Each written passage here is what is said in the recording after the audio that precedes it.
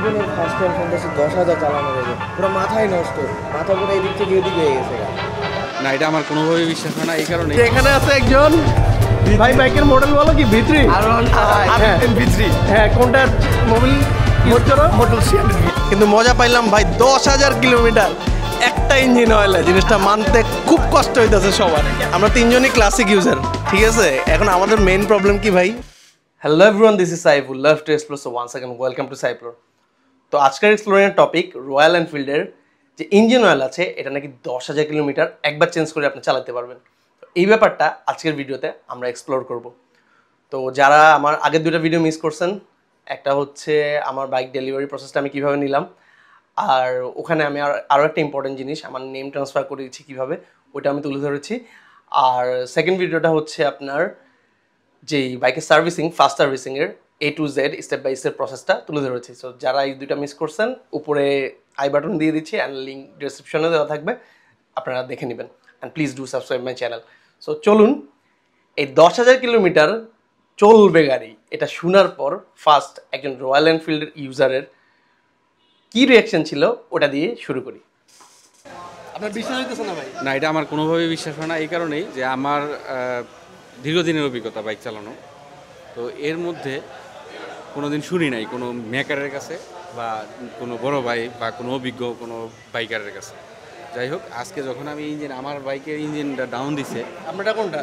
আমার হচ্ছে ক্লাসিক, আচ্ছা, রেড কালারের, ভিতরে ওয়াশ করতেছে। হ্যাঁ। তো 210 কিলোমিটার মাত্র চলছে। এটা বাইকটা হচ্ছে আমার বড় ভাইয়ের, এবং আমি দুজনে মিলে আমরা চালাই। তো উনি 1 কিলোমিটার আপ ডাউন রান করে, আর বাকিটা আমি চালাইছি। বেশি দূরত্ব হচ্ছে সাভার থেকে এই শোরুম পর্যন্ত 210 কিলোমিটার চলছে। ইঞ্জিন অয়েলের যে কালার দেখছি, আমার কোনোভাবে বিশ্বাস হয় না যে 1 বছর পর্যন্ত কীভাবে এই ইঞ্জিন অয়েল। 1 বছর না, অ্যাকচুয়ালি হচ্ছে 1 বছর বলাটা ভুল হবে। ওরা বলছে 10,000 আমি যদি 10,000 কিলোমিটার 210 কিলোমিটার চালাই, হ্যাঁ, তাহলে আমার এই এক হিসাবে 1 বছর যাবেই।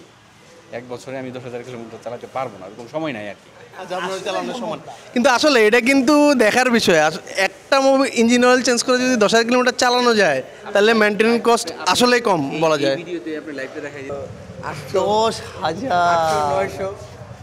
আমি পালসারে সর্বোচ্চ 800-900 চালাইছি, কিন্তু জীবনের ফার্স্ট টাইম শুনতেছি 10,000 চালানো যাবে, পুরো মাথায় নষ্ট, মাথা পুরো এদিক থেকে এদিক হয়ে গেছে।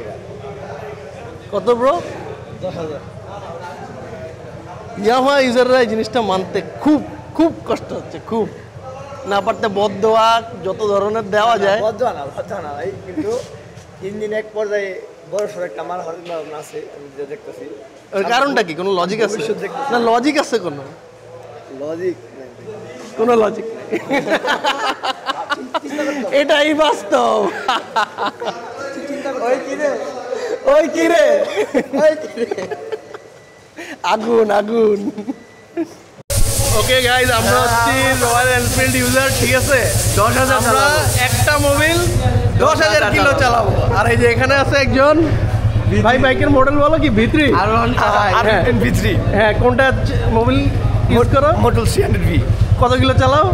1500, 2000 এরকম। হ্যাঁ, কত খরচ হয়? সব মিলে 2000 যায়। 2000 যায় 1500 কিলোমিটার চেঞ্জ করতে, ঠিক আছে? এবার 1500 কিলো দিয়ে যদি আমি 10,000 ভাগ করি, তাহলে কত হইতে পারে? এটা চলো আমরা রিয়েল টাইম ক্যালকুলেশন করি। হ্যাঁ, এই যে ভাই আপনারা দেখেন, আমরা এখন ক্যালকুলেটারে যাচ্ছি। ক্যালকুলেটার কই? এই যে ক্যালকুলেটার। হ্যাঁ, 10,000 ডিভাইড বাই 1500 দিব আমরা। 10,000 ডিভাইড বাই 1500 মানে ও 6 বার হচ্ছে 6.6, ধরলাম 6.6 বাদ, ঠিক আছে? কতটা মোবিলের দাম কত? মানে মোবিল ফিল্টার সহ 2000 মারলাম, 2000, ঠিক আছে? ওর খরচ আসতেছে ভাই, যারা হচ্ছে ইয়ামাহা ইউজার, আমি ধরলাম 13,000 সামথিং আসছে, বাট 13,000ই ধরলাম। 13,000 খরচ করে 10,000 কিলো চালাইতে স্যার। আর আমরা কত খরচ করছি? আমরা খরচ করছি না 1700 না, আমরা খরচ করছি 3,090 টাকা, অয়েল ফিল্টার এবং ইঞ্জিন অয়েলের দাম সহ। তাহলে বুঝেন মেনটেনেন্স কস্ট কার বেশি। আচ্ছা, আমরা এখানে 3জন ইউজার আছি, আমরা 3জনই ক্লাসিক ইউজার, ঠিক আছে? এখন আমাদের মেইন প্রবলেম কি ভাই এই বাইকের, বলেন তো? এছাড়া আর কোনো প্রবলেম আছে বাইকে? না এছাড়া আর কোনো প্রবলেম দেখি না। এইটা আমিও বলবো ভাই, একমাত্র আরেকটা সমস্যা। problem আছে। হ্যাঁ আচ্ছা বলেন ভাই, আমাদের একটা মতো প্রবলেম। ছোট মানুষ যারা আছি হ্যাঁ, তারা হচ্ছে যে জ্যামের 5 ফিট 4 4 এখন ধরেন আমি বোর্ড সহ 5 ফিট 5 ইঞ্চি হয়ে গেলাম, 1 ইঞ্চি বেড়ে গেলাম, তখন জ্যামের মধ্যে আমি বাইকটা দাঁড়াইছি, আমি দুই পাশে পা নামাই দিছি, যে কোনো একদিকে আমার হেলতে হইতেছে, এত ওয়েটের একটা বাইক, আর যদি একদিকে না হেলেন তাহলে আপনার নিজের পায়ে লাগার চান্স আছে। তো অনেক বড় একটা প্রবলেম। আপনাদের হয় কিনা? আমার ফিল হয়েছে, কিন্তু আমার মানে দাঁড়ানো এরকম বাইকে একটা তোমার হয় হাইট নাই। কত ভাইয়া? তো তোমার হাইট সেম। হ্যাঁ, দাঁড়ানো বাইকে আপনি দিয়ে দেখেন ফিলটা কেন হয় না, আপনি দেখেন খেয়ালি করেন না এতদিন। আমার হাইট তো অনেক বেশি ওদের থেকে। এই ভাই হয়তো 8, কিন্তু আমার এই প্রবলেমটা আমি এখনো ফেস করি নাই। হ্যাঁ, আমরা আসলে ফেস করি নাই, কিন্তু ভাইয়া বললো 5 ফিট 4 যারা। আজকের পরে হ্যাঁ খেয়াল করে দেখেন। আচ্ছা ঠিক আছে, তবে আমি এক সাইডে মানে হেলতে হয়। ওকে, উঠে দেখেন। তবে ভাই আমার মানে এটা আমারটাই। হ্যাঁ হ্যাঁ, না না আমি উঠছি। আমার কিন্তু এখন এরকম সমস্যা হয় না। আজকের পর থেকে হইবা আপনি উঠবেন।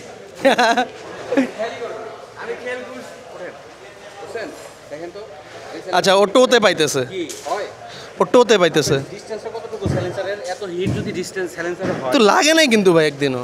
লাগে নাই। না না না, লাগে না কিন্তু বাই চান্স লাগে যাবে। আচ্ছা ওইটা হইতে পারে, আমি আমার মতো করে খেয়াল করছি। তবে ভাই সেফটি ফার্স্ট, শু পরে চালানোটা, আই মিন ক্যাটস টেস্ট পরে চালাতে পারলে ভালো। এই যে এভাবে তো আচ্ছা ওর, তোমার হাইট কত? 5 ফুট 4? 3-4, ঠিক আছে, ও হচ্ছে টোতে পাইতেছে। আর তোমার হাইট কত ভাই? উঠো তো। আচ্ছা এখানে আমরা 5 ফুট 9 ট্রায়াল দিতেছে, আমার মনে হচ্ছে 5 ফুট 8 মিথ্যা কথা কইতেছে। আচ্ছা দেখি, হ্যাঁ ও পুরা এই পাশ পাচ্ছে প্লাস, হ্যাঁ দুই পাশে কিন্তু পাইতেছে, ঠিক আছে। সো আর যেটা নিয়ে আমাদের ডিবেট এখানে কথা হইতেছে সেটা হচ্ছে এই যে চ্যালেঞ্জের পাইপটা, এখানকার ডিসটেন্সটা, এই যে ডিস্টেন্সটা নিয়ে আমরা যখন কথা বলতেছি, এটা মানে বাইকে যারা ঠিকমতো লাকটা পাবে না ওদের পায়ে লাগার একটা সম্ভাবনা আছে, আর এটা খুবই হিট হয়ে থাকে, এটা ট্রু। ওকে, এটা ডিবেট হইলো, কিন্তু মজা পাইলাম ভাই। 10,000 কিলোমিটার একটা ইঞ্জিন অয়েলে, জিনিসটা মানতে খুব কষ্ট হইতেছে সবার। এটা তাহলে 7,000 চালাতে পারবো বলছেন? এটাতে কোম্পানি বইলা দেয় 10,000 কিলো চালানোর জন্য, আচ্ছা কিন্তু ঢাকায় জ্যামজট বেশি, নতুন ইঞ্জিন, নেক্সট সার্ভিস হচ্ছে 5,000 কিলো কিংবা 6 মাস, এর ভিতরে মোবিলটা চেঞ্জ করে নিলে বেটার, ইঞ্জিন ভালো থাকবে। আচ্ছা ঠিক আছে। তো বুঝলেন, আমরা অনেক কিছু বলা বলি করতেছিলাম, এগুলো সব কিছুই ছিল আমাদের ইন জেনারেল আড্ডাবাজি, র্যান্ডমলি যার মাথায় যেটা রিয়াকশন আসতেছিল ওইগুলোই শুনছেন, কিন্তু লাস্টে যেটা বুঝলেন, যে টেকনিশিয়ান যেটা বললো, অ্যান্ড আমি ওদের আরও কয়েকজনের সাথে কথা বলে যেটা বুঝতে পারছি, অ্যাকচুয়ালি ইঞ্জিন অয়েলটার মেয়াদ থাকবে 6 মাস। এবার 6 মাসে আপনি কতটুকু চালাইতে পারেন totally up to you, but আমার মনে হয় না যারা মানে রেগুলার একদম পাঠার মতো বাইক চালায় বা ক্রেজি বাইক ট্যুর করে, ওরা ছাড়া কেউই 6 মাসে 10,000 কিলো চালাইতে পারবে। যেটা চাকরিজীবী বা ব্যবসায়ীরা আছে তারা মানে কেউই আমার মনে হয় না সময় পাবে বাইকটা এইভাবে 10,000 কিলোমিটার 6 মাসে রান করা। এর মধ্যে এখানে আমাদের একজন ভাই দেখছেন বলছে ওনার পক্ষে সম্ভবই না। সো সো আমি চাই না কেউ রং ইনফরমেশন পান। তো ফ্যাক্ট এটাই, 6 মাস মেয়াদ থাকবে, 6 মাস আপনার কতগুলো চালাতে পারতেছে, টোটালি আপনার উপর ডিপেন্ড করে। তো এই ভিডিওটি কেমন লাগলো অবশ্যই জানাবেন, and please do subscribe my channel, I really appreciate that. আপনার কোনো কিছুই খরচ হবে না, বাট আমার চ্যানেলটা গ্রো করবে, and it will give me a motivation to create more content for you guys. তো নেক্সটে আরও জোস কিছু কন্টেন্ট আসবে। So till then, tata, bye bye, and most importantly, keep exploring.